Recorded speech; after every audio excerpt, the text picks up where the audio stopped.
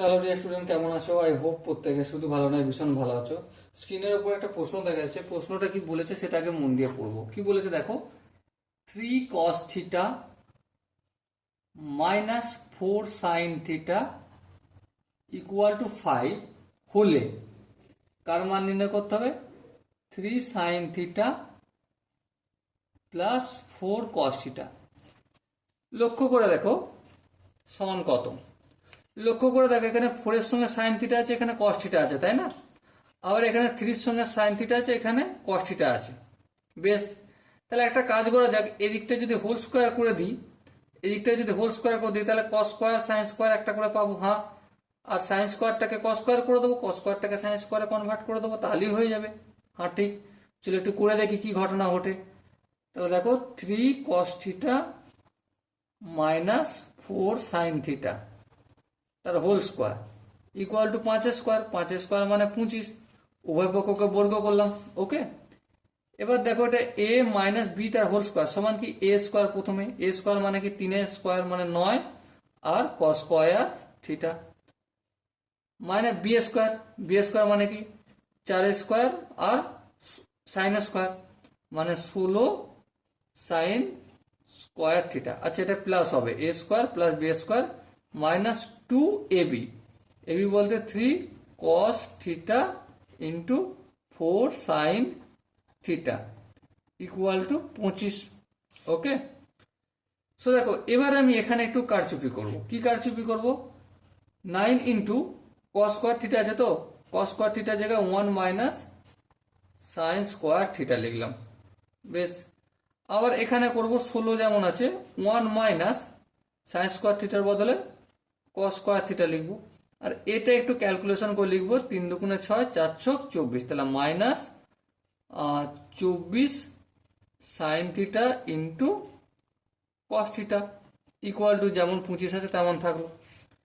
এবার দেখো 9কে 1 দিয়ে গুণ করবো, 9 1 9, 9কে minus 9 sine square theta plus 16কে 1 দিয়ে গুণ করলে 16, 16কে minus cos square theta minus 24 sine theta into cos theta equal to 25, তাই না?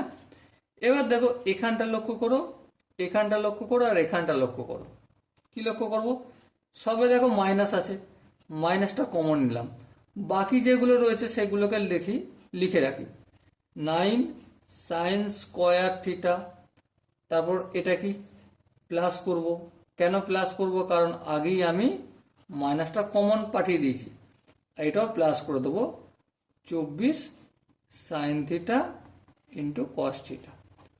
এদিকে যেমন 25 আছে থাকলো, কিন্তু এখানে 9 আর এখানে 16টা রয়ে যাচ্ছে, তাহলে 9 আর 16 25 সমানের বাম দিকে ছিল, ডান দিকে নিয়ে গেলে কত আসবে? মাইনাস 25 হয়ে যাবে। ওকে, এবার যদি ধ্যান দিয়ে লক্ষ্য করি, এই মাইনাস থাক একবার। এই 9 সাইন স্কোয়ার থিটা মানে কি বলতো? 3 সাইন থিটা তার হোল স্কোয়ার। হ্যাঁ, সেকেন্ড ব্যাট করছি কারণ মাইনাসটা পুরোটা গুণ আছে বলে।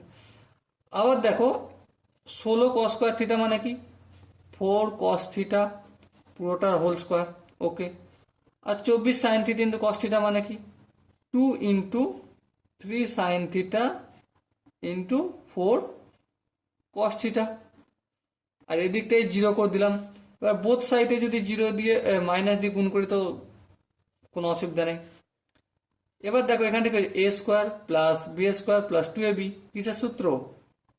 এ বলতে 3 sine theta plus 4 cos theta তার হোল স্কোয়ার ইকুয়াল টু 0। মাইনাসটা এদিকে পাঠিয়ে দিলে মাইনাস 0, মাইনাস মানে বোথ সাইডকে আমি মাইনাস দিয়ে গুণ করছি, সোজা কথা।